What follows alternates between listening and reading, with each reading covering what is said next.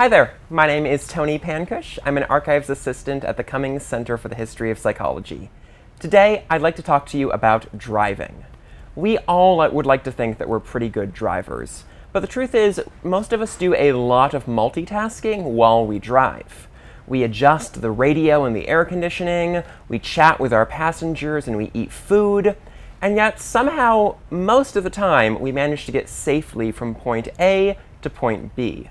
All of this raises the question, how do we actually drive safely behind the wheel when our attention is so divided?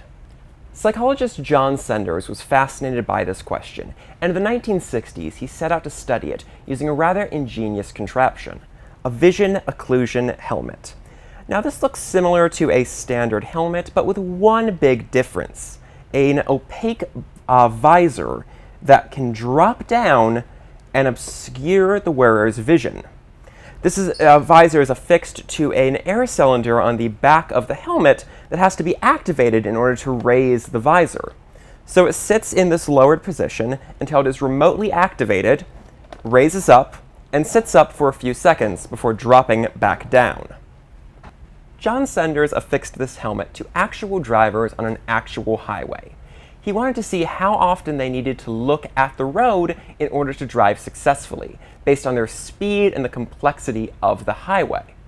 How quickly could they process visual information and respond and predict what would happen next in a high-stakes, high-speed situation? Now, I cannot stress this enough.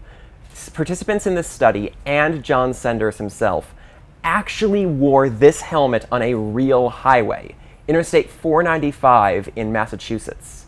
Senders created a variety of scenarios for his participants. The speed of the car is constant, and as the road varies from moment to moment in the demand that it makes upon me, I must look more often or less often, as the case may be. In one version of the study, participants drove at a fixed speed, but they had control over how often the visor raised and lowered. In another scenario, drivers could choose their own speed, but the visor would raise and lower at set intervals. In this latter scenario, one of Senders' participants was actually able to comfortably drive at 60 miles per hour, even though his vision was regularly obscured for 2 seconds at a time.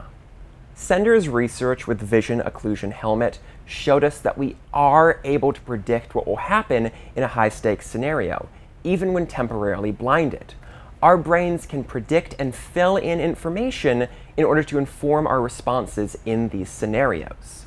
Senders' theory, dubbed the occlusion paradigm, has been used to inform everything from safety standards for cars to cockpits to even nuclear power plants. Now, before you interpret this as an endorsement of distracted driving, keep in mind that we can't predict everything. Senders may have had success sending drivers out into an actual highway with this helmet, but they did have a safety driver in the car with them who could take control of the vehicle at any given moment. So, while drivers may have been surprisingly successful with their vision obscured on a regular basis, I still wouldn't wear this helmet onto the highway anytime soon. But when it comes to the study of visual perception and human error, the Vision Occlusion Helmet has made a big impact.